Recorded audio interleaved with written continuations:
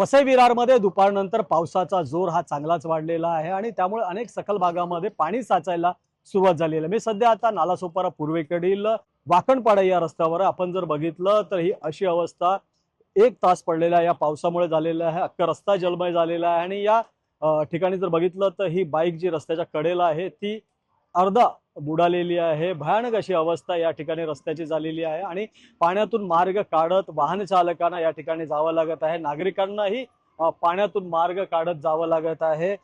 सायंकाळचे 5 वाजलेले आहेत आणि आपण ही जी स्थिती बघितली ती भयानक आहे। अनेक जी वाहनं आहेत ही नादुरुस्त या पाण्यामध्ये पडत आहे। आता सायंकाळची वेळ आहे आणि त्यामुळे जे नागरिक आहेत हे बाजाराच्या ठिकाणी निघालेले आहेत। हा मुख्य मार्केट आहे आणि या मार्केटमध्ये ज्या या हातगाड्या आहेत भाजीपाल्याच्या त्या पूर्णपणे बुडालेल्या आहेत आणि त्यामुळे सायंकाळच्या वेळेला जी नागरिकांची या ठिकाणी गर्दी बघायला मिळते ती कुठेतरी थांबलेली आहे।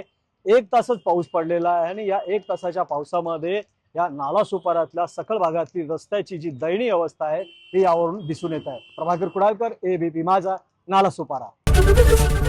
एबीपी माझा, उघडा डोळे बघा नीट।